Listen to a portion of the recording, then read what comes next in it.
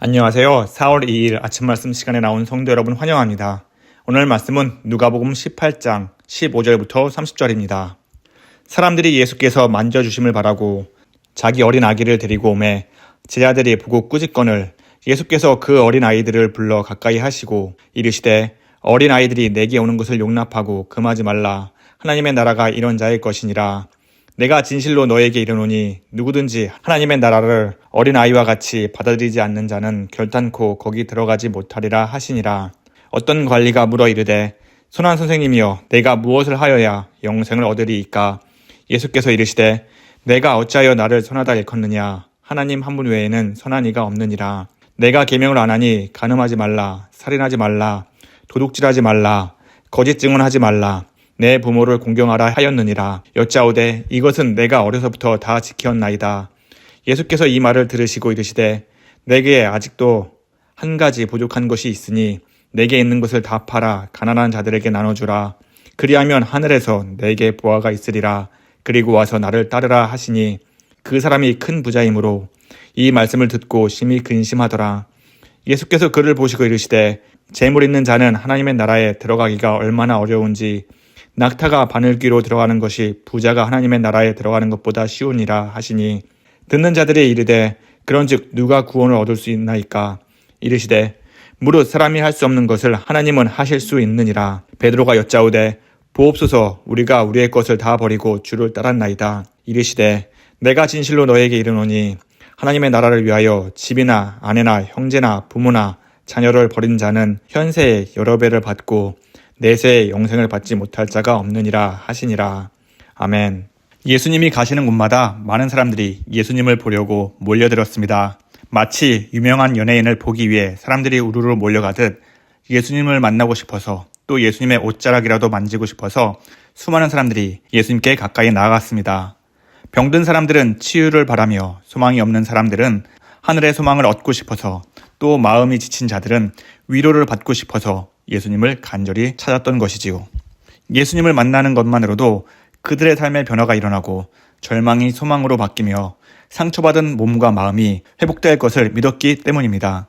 그런데요, 부모들은 이 귀한 만남을 혼자만 누릴 수 없었습니다. 부모라면 누구나 자녀에게 좋은 것을 주고 싶어 하지요. 맛있는 음식을 먹이고 따뜻한 옷을 입히고 싶은 것처럼 예수님을 만나는 기쁨을 아이에게도 주고 싶었을 것입니다. 그래서 부모들은 어린 아기들을 품에 안고 예수님께 나아갔습니다. 사랑하는 자녀가 예수님의 손길을 받고 예수님의 축복을 받기를 간절히 바랐던 것입니다. 부모의 이러한 간절한 마음을 통해 우리는 예수님께서 자신의 백성을 얼마나 사랑하시는지를 또한 엿볼 수 있습니다. 하나님께서는 영원한 생명과 기쁨 그리고 참된 안식이 있습니다. 원래 하나님의 백성은 이러한 축복을 누리며 살아야 하지만 죄와 이기심과 탐욕과 거짓된 삶으로 인해 하나님과 멀어지고 말았습니다. 그 결과 사람들은 고난과 어려움 그리고 죽음의 길을 걷게 되었지요. 그러나 하나님은 자신의 백성을 다시 품기 위해 율법을 주시고 선지자들을 통해 말씀하셨으며 마침내 자신의 하나뿐인 아들 예수님을 이 땅에 보내셨습니다. 그리고 그 아들은 온 인류의 죄를 대신하여 십자가에서 죄의 값을 치르셨습니다. 예수님은 우리를 의롭게 만드심으로 하나님께 나아가도록 만드셨습니다. 그리고 그 안에 있는 영원한 생명과 기쁨을 누리도록 인도하셨지요.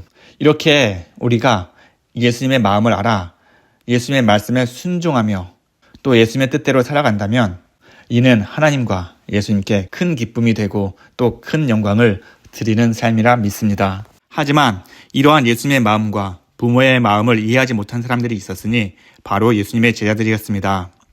예수님은 세상이 정한 신분과 차별에 관계없이 누구든지 만나셨습니다. 바리새인들이 죄인이라 부르던 세리의 집에서 식사하시고 또 차별받던 사마리아 땅에 들어가 복음을 전하셨습니다. 그런데 정작 예수님께 나오는 사람들을 가로막은 것은 세상 사람들이 아니라 예수님의 제자들이었던 것이지요.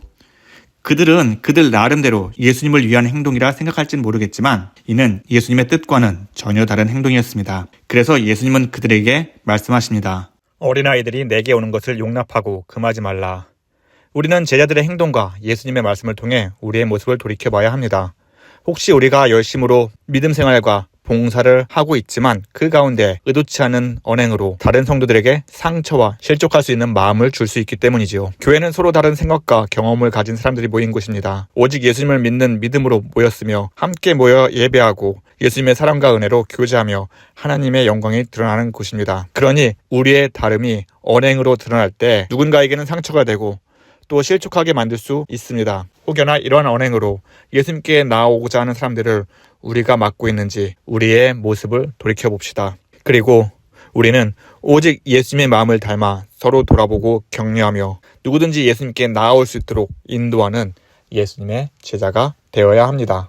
예수님은 하나님의 나라에 대해 조금 더 자세하게 말씀하십니다. 내가 진실로 너희에게 이르노니 누구든지 하나님의 나라를 어린아이와 같이 받아들이지 않는 자는 결단코 거기 들어가지 못하리라. 어린아이들은 다른 사람들의 말은 몰라도 부모님의 말씀은 있는 그대로 받아들이고 따릅니다. 그들은 부모의 말씀을 의심하거나 편견을 가지지 않기 때문이죠. 예를 들어 부모가 저녁을 먹자라고 하면 성장한 자녀들은 이것저것 따져 묻습니다.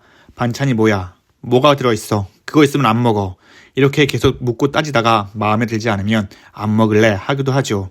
하지만 어린아이들은 그렇지 않습니다.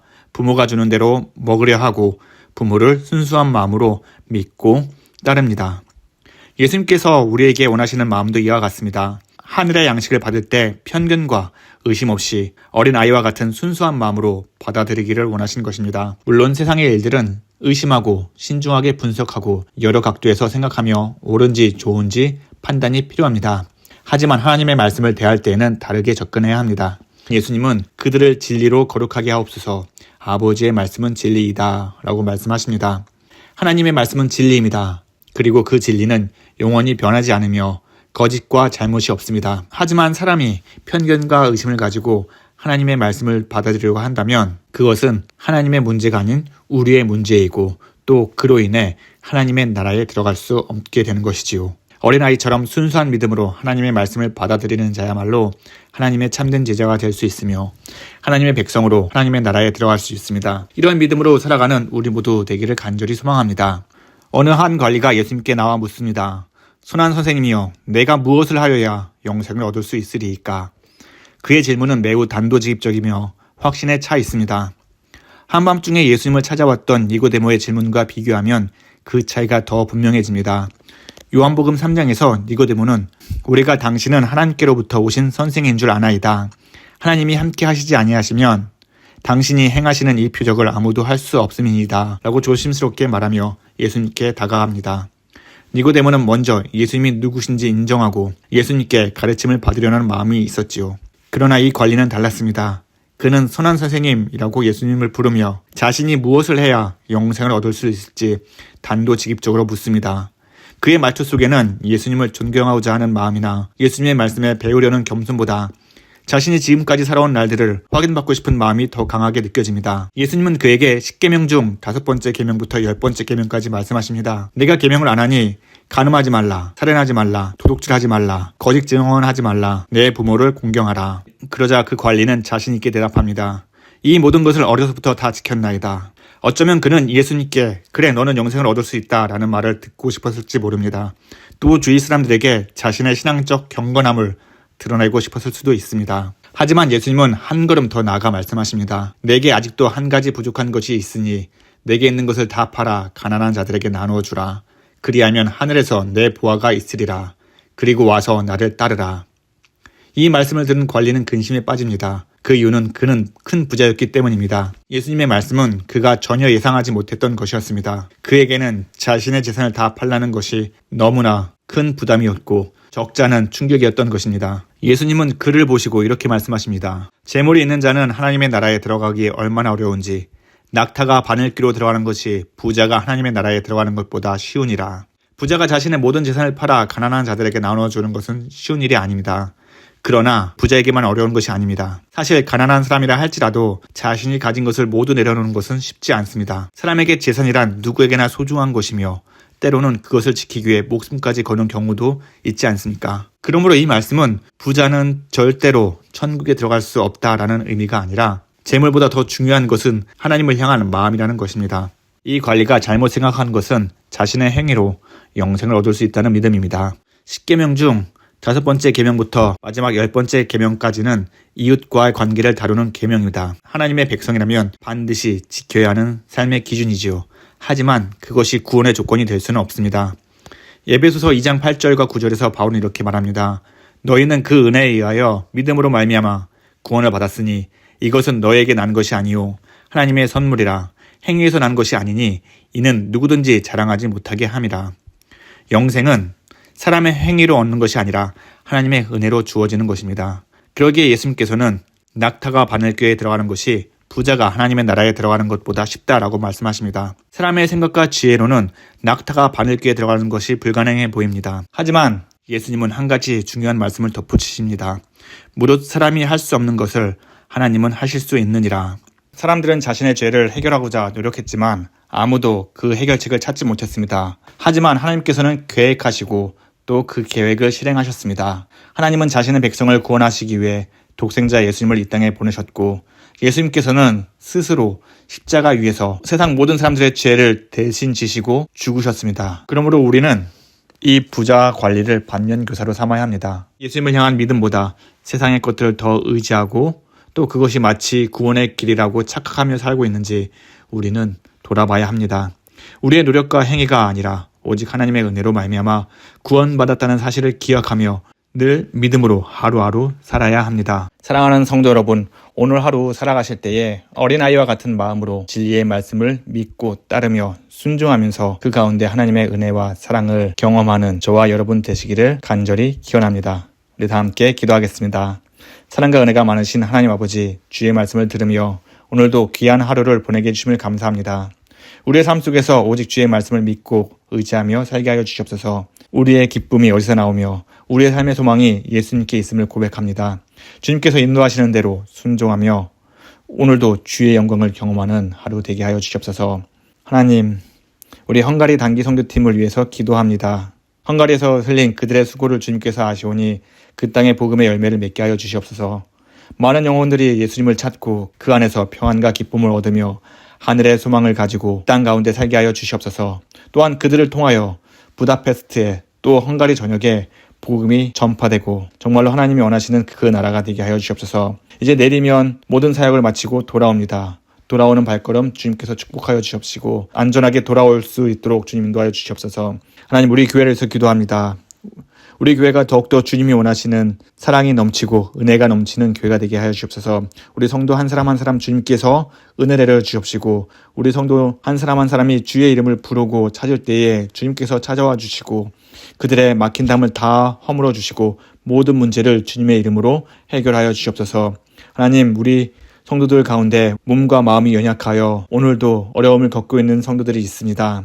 하나님, 그들에게 삶의 희망과 소망을 얻게 하여 주시옵소서. 예수 그리스도의 이름으로 모든 사람들이 일어나 걸을 수 있도록 주님 인도하여 주옵시고 건강한 마음으로 건강한 모습으로 하나님께 나와 더욱더 뜨겁게 열정을 다해 찬양하고 예배드리는 날이 속히 오게 하여 주시옵소서. 하나님, 우리 자녀들 이 땅 가운데 살 때에 주님의 빛과 소금의 역할을 잘 감당하는 주의 자녀로 성장시켜 주시옵소서. 비록 지금은 어리지만 하나님이 원하시는 그 말씀에 따라 순종할 때에 주님, 우리 아이들의 마음을, 우리 아이들의 생각을 더욱더 주의 말씀 가운데 깨우쳐 주시고 우리 아이들이 무엇을 하든지 모든 것이 다 주님의 영광을 위해서 또 주의 복음을 전하는 일에 사용될 수 있도록 주님 인도하여 주시옵소서. 하나님, 오늘도 우리의 삶 주님께 맡깁니다. 오늘 우리의 삶 가운데에 예수님을 만나고 또 그 가운데에 기쁨이 넘치는 귀한 하루 보내게 하여 주시옵소서. 이 모든 말씀 살아계신 예수님의 이름으로 기도합니다. 아멘. 성도 여러분, 화창한 날씨 가운데에 주님의 말씀으로 오늘도 기쁜 하루 보내시기를 간절히 기원합니다. 오늘 저녁에는 수요 예배가 있습니다. 우리 모두 수요 예배에 나와서 하나님께 간절히 기도하는 시간을 가졌으면 좋겠습니다. 감사합니다.